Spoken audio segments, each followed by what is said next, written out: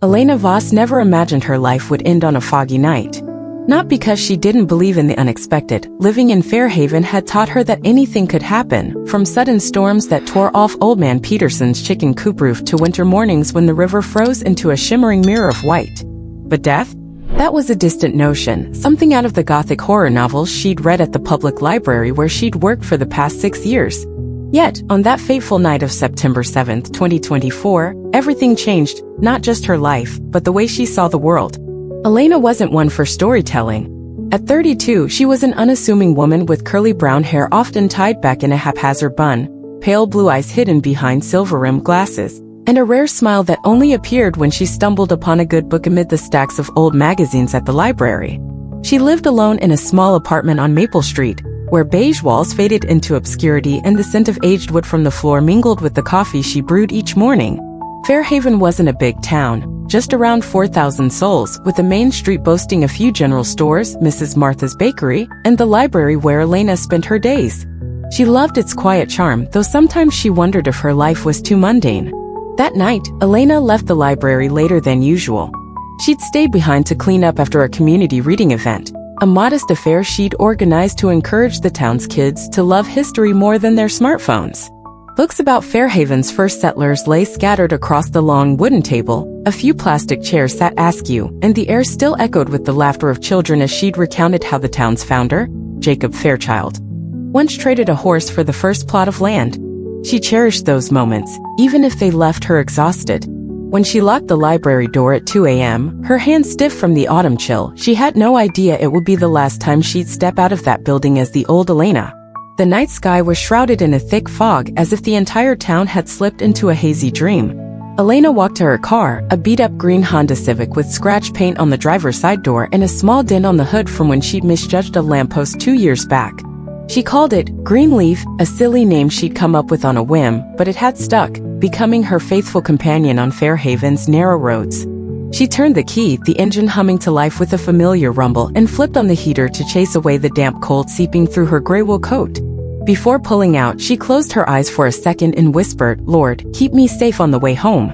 It was a habit she'd picked up from her mother, a devout woman who'd passed 5 years ago from heart disease, leaving Elena little more than an old Bible and these simple prayers.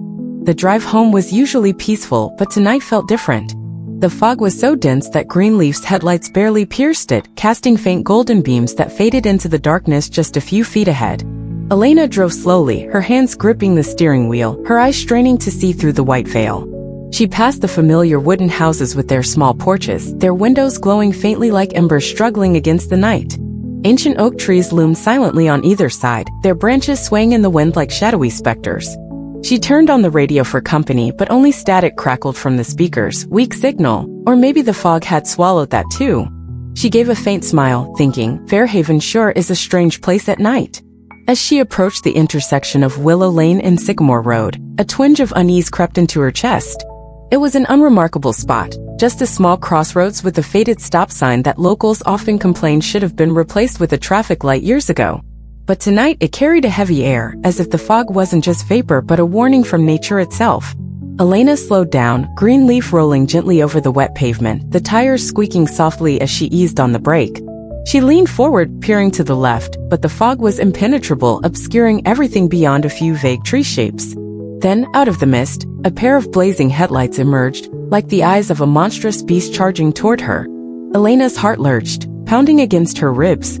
It was a bus, not the small school buses she saw in the mornings, but a full-size coach, the kind that ferried tourists through Fairhaven in the summer to see the Oaks and the river. It barreled toward her at a terrifying speed, showing no sign of slowing, as if the driver had dozed off or lost control entirely. Elena slammed the brake pedal, the tires screeching on the slick road, but it was too late. She only had time to cry out, "No!"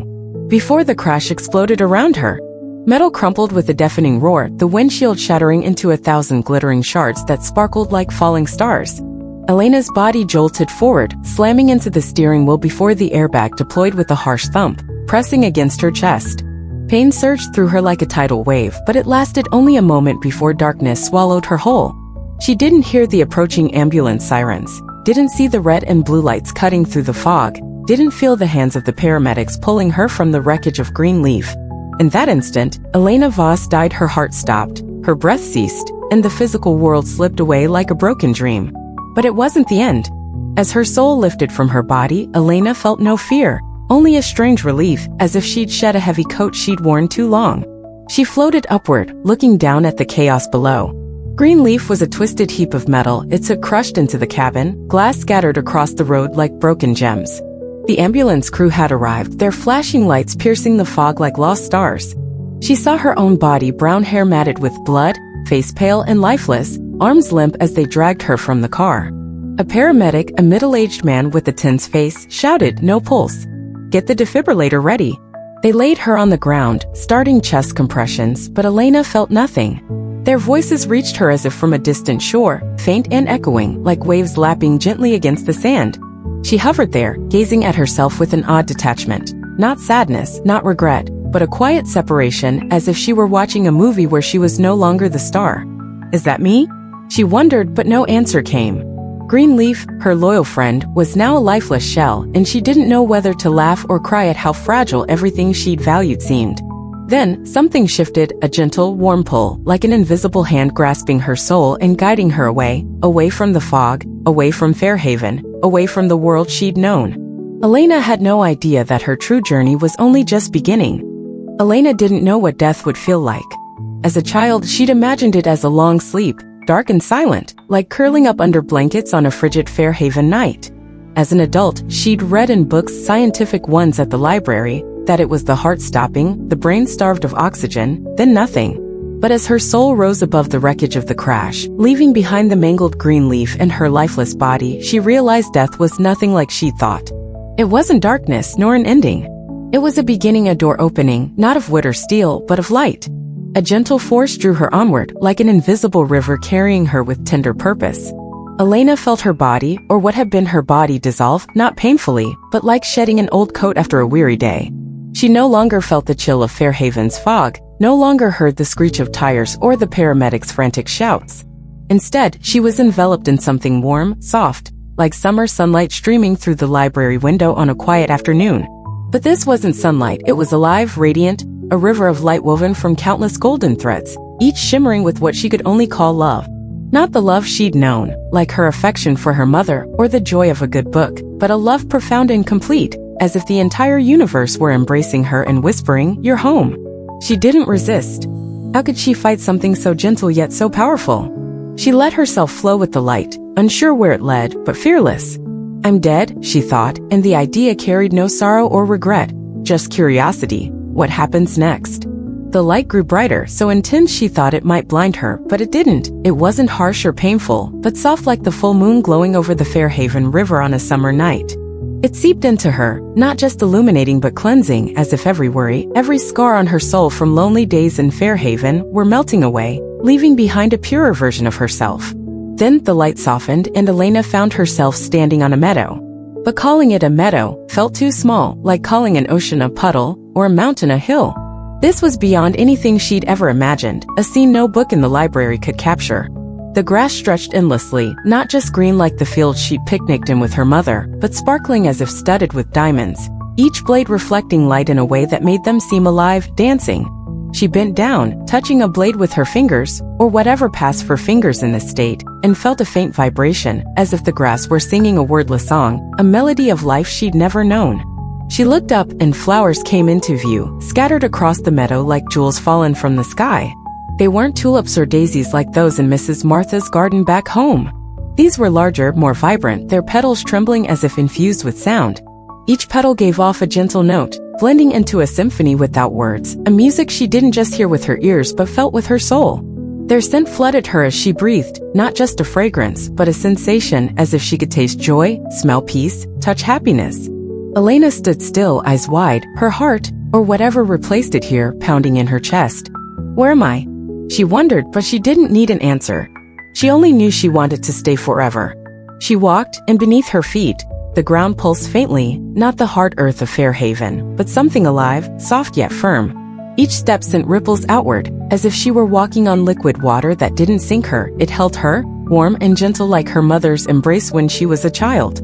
The air around her wasn't just air, it thrummed with an energy she could only call life, not the physical life of a body, but an eternal, complete life beyond anything she'd understood.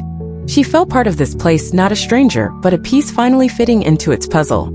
If this is death, she thought, I wouldn't mind dying again. She raised her head, and that's when he appeared. A presence materialized before her, not gradually, like someone stepping from the fog, but all at once, as if he'd been there all along and she'd only just noticed. Elena froze, her breath, or whatever mimicked breath, catching in her throat. He wasn't like the images she'd seen in Fairhaven's church paintings, where Jesus was a man with a long beard, white robe, and a faint halo. He was something more, not a painting, not an icon, but a living presence, vast yet intimate, powerful yet tender. A glow radiated from him, like moonlight but warmer, brighter, as if 1,000 suns had melded into a light that didn't hurt her eyes but melted her heart. His eyes struck her most, deep as the ocean, holding the wisdom of millennia, yet close like her mother's gaze when she'd read bedtime stories. When he looked at her, Elena felt every fear that had ever held her, fear of loneliness, failure, death, dissolve in that gaze, like Fairhaven's fog fading under morning sun. He wore a robe, not stark white as in the pictures, but a color she couldn't name, a living hue shifting like a sunset sky, blending gold, blue, and shades she'd never seen on earth. He smiled, a smile both kind and mighty, and Elena couldn't stand. She knelt, not from fear, but from an awe that overwhelmed her, as if she stood before the source of all life. Elena, he said, his voice not just sound but a vibration sinking into every part of her soul, gentle as wine through the grass yet strong as thunder from distant mountains. Her name, spoken by him, wasn't just a name, it was a declaration that she existed, was known, was loved. I have chosen you, he continued, to carry a forgotten truth to the world. Elena looked up, her eyes blurring with something not quite tears, joy, perhaps, or astonishment, she wasn't sure. Me? She thought. I'm just Elena Voss, a librarian from Fairhaven. I'm not special, not smarter or stronger than anyone else. Why me? But she didn't dare ask, not from fear, but because she sensed the answer in his eyes, an answer that saw not just who she was now, but all she'd been and would become. Don't be afraid, he said, as if reading her mind. His voice softened like a father soothing a daughter after a nightmare. You're not here because you're worthy, but because you're chosen. And I will show you what the world needs to know. He reached out, not touching her, but the air between them pulsed with warm energy, as if his unseen hand lifted her. Elena stood, her legs, or whatever stood in for them, trembling, not from weakness, but from his presence, too vast, too complete, beyond anything she'd dreamed. What truth? She asked, her voice small, nearly lost in the vastness around her. It was the first time she'd spoken since leaving the physical world, and it rang clear, not like her hoarse tone after long library days. He smiled again, a smile carrying both patience and delight, as if he'd waited eons for that question. Come with me, he said, and with a gentle wave, the meadow shifted. The sparkling grass faded, the singing flowers stilled, and the space before her opened like a giant book, not of paper, but of light and memory. Elena felt her soul pulled again, not into the river of light as before, but into a journey across time and space, where she'd face a truth she'd never expected, a truth not just about death, but about life and how what she ate could change everything. She didn't know that journey would transform her forever. Elena felt the space around her hum, as if the entire surreal meadow breathed in rhythm with Jesus's words. When he waved his hand, the scene didn't just change. It melted, like a watercolor painting blurred by raindrops, then reformed into a new world. She no longer stood on shimmering grass or among singing flowers. Instead, she floated in a boundless expanse where light and memory intertwined, forming vivid images like the giant history books she dreamed of reading at the Fairhaven Library. But these weren't books. They were truth narrated through the eyes of the one before her, whom she knew without doubt was Jesus. You will see from the beginning, he said, his voice warm as a river over stones, yet carrying a power that stirred her soul. From when my Father created the world, everything had purpose, even what humans eat. Elena nodded, though she wasn't sure she fully grasped it. She'd never thought much about food in Fairhaven. Her dinners were usually a plate of spaghetti with sauce from Mrs. Martha's store or a bacon sandwich from the grocer when she was too tired to cook. To her, food was just fuel, nothing profound. But as he spoke, curiosity sparked within her, like when she opened a new book's first page. Knowing what lay ahead would change her.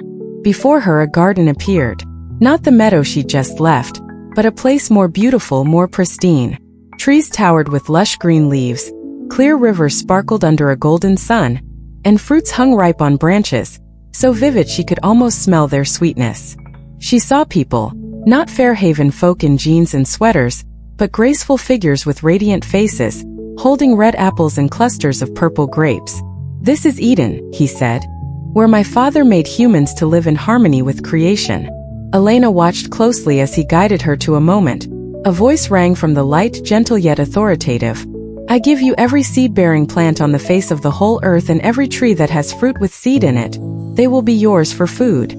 She recognized Genesis 1 verse 29, a verse she'd skimmed in her mother's old Bible but never lingered on. "No meat?" she asked, her voice soft in the vast space. He smiled, a smile seasoned with millennia of patience. "No, Elena.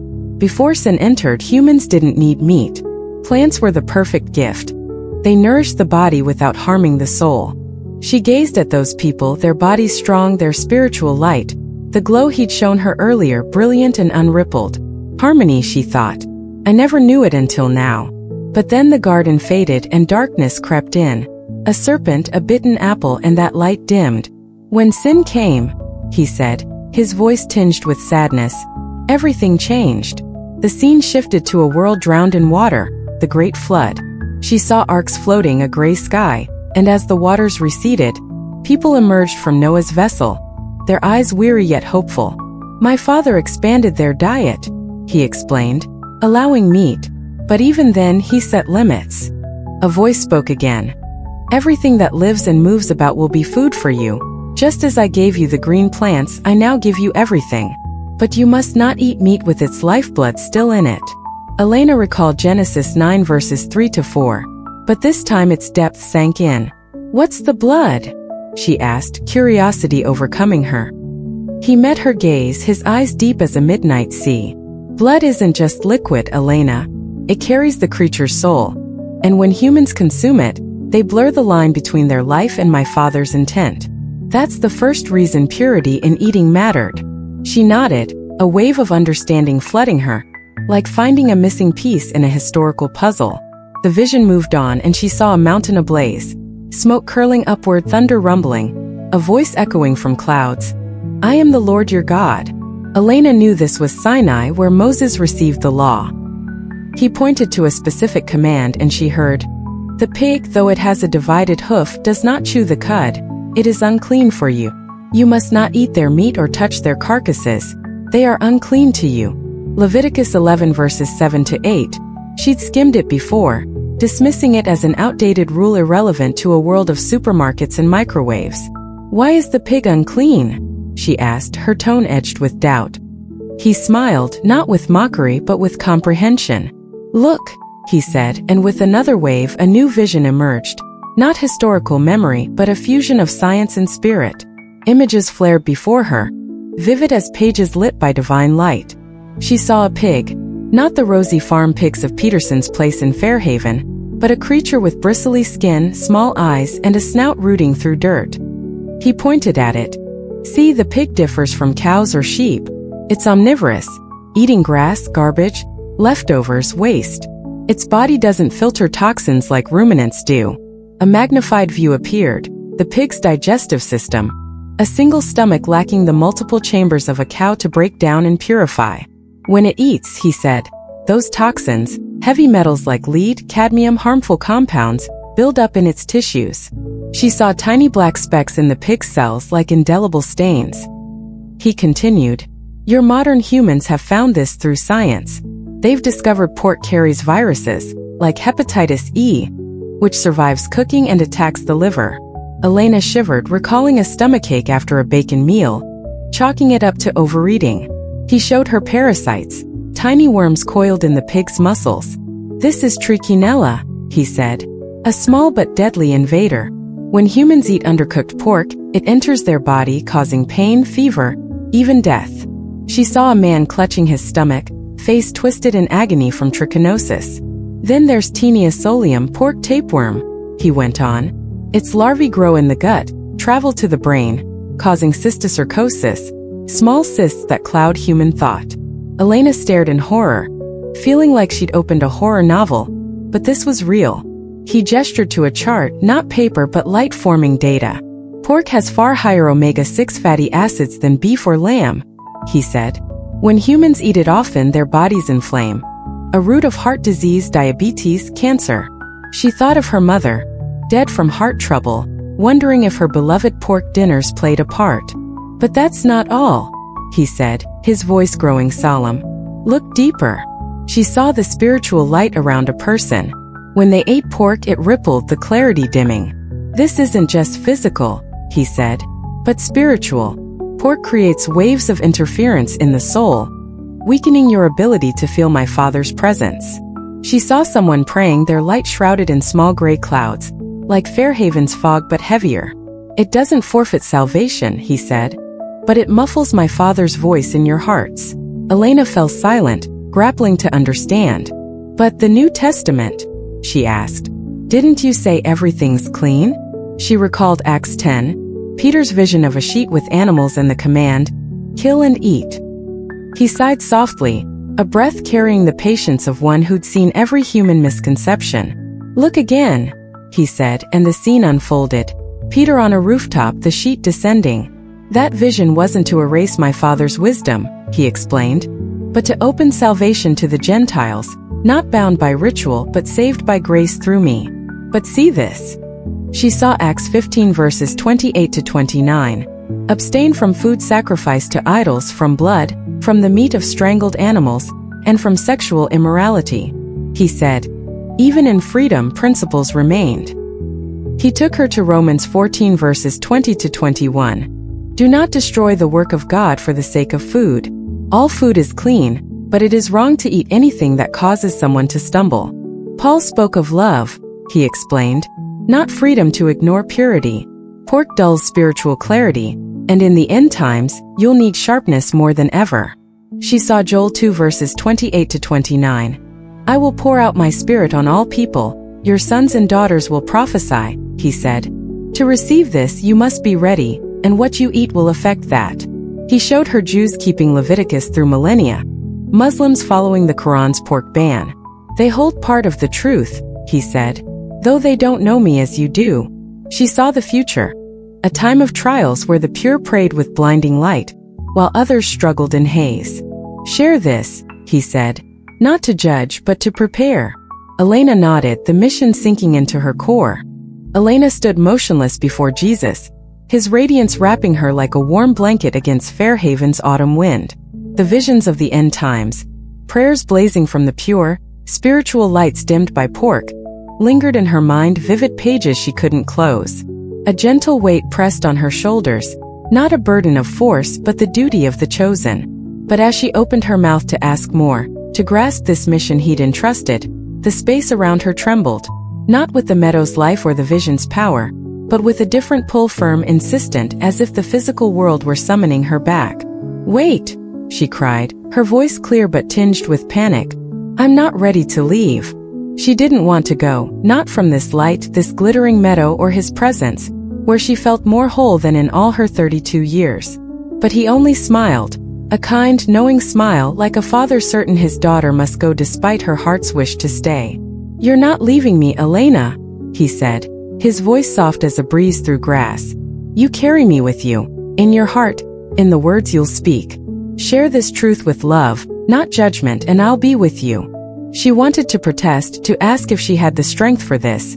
She, a quiet librarian from Fairhaven, unused to crowds or grand words. But before she could speak, his light flared, not pushing her away, but enfolding her one last time, a promise she wasn't alone. Then she felt a sharp tug, not the gentle river of light from before, but a fierce pull, as if her body below yanked her soul back with its last desperate strength.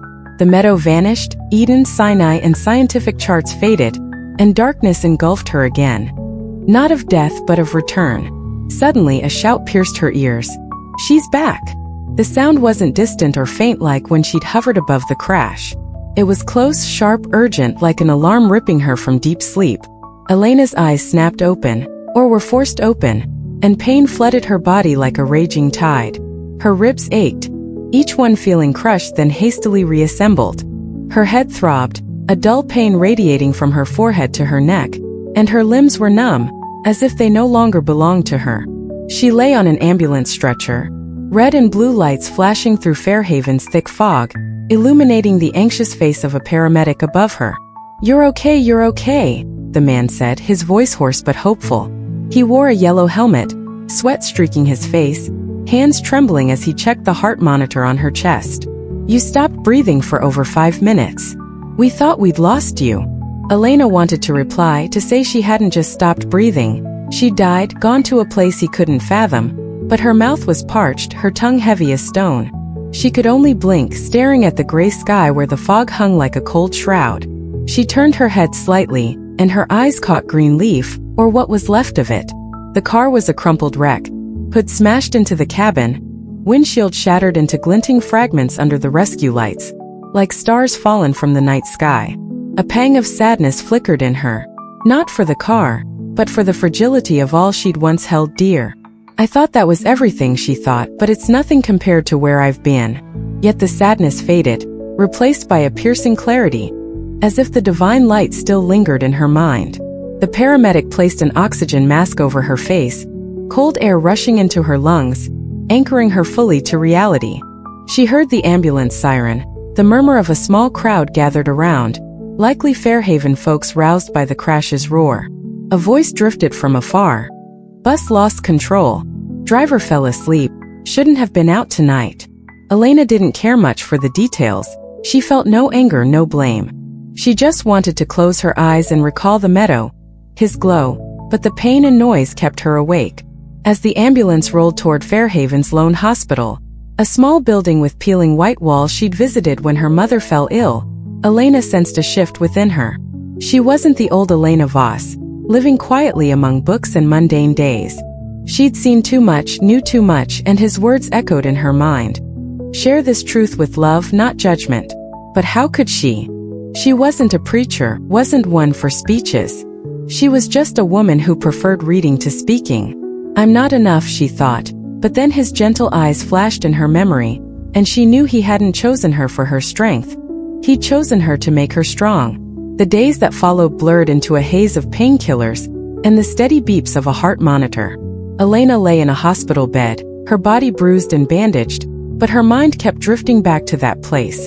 The meadow, the light, the revelation about pork.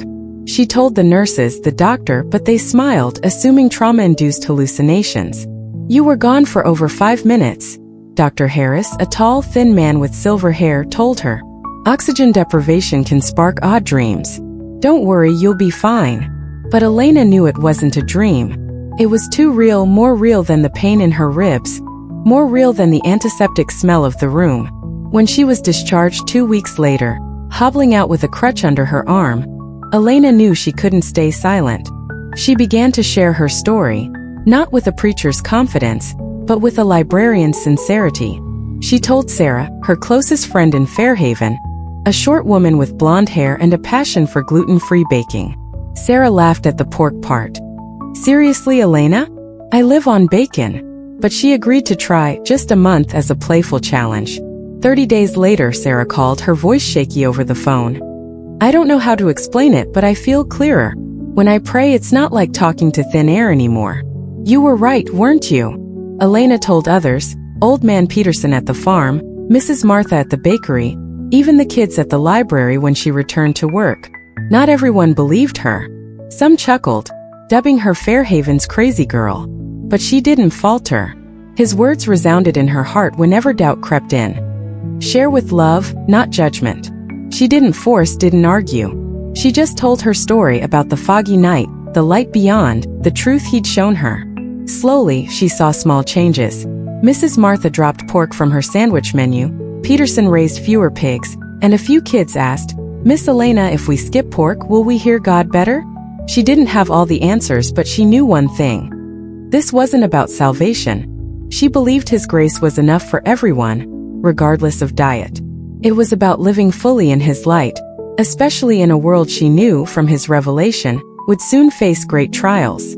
She started writing, not long essays but short notes on scraps she taped to her library desk. Pray. Ask Him. Seek the truth for yourself. She didn't demand change but invited reflection, as He'd invited her. One winter evening, months after the crash, Elena sat in her small apartment, the desk lamp casting a glow on her mother's old Bible.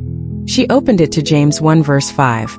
If any of you lacks wisdom, you should ask God, who gives generously to all without finding fault, and it will be given to you." She smiled, feeling the warmth of that divine light still in her heart, though her body ached from unhealed wounds. Greenleaf was gone. She bought a bicycle instead, not from fear of driving, but to feel the wind on her face like the living air of that meadow. She closed her eyes, whispering, "Thank you for choosing me." And in her mind she saw him smile, not in the meadow, not in a halo, but right here in her Fairhaven apartment. She knew he was with her as he'd promised, and she'd keep sharing, not to change the world but to plant tiny seeds, hoping someday they'd bloom in his light. Elena Voss's story didn't end here. It had only just begun.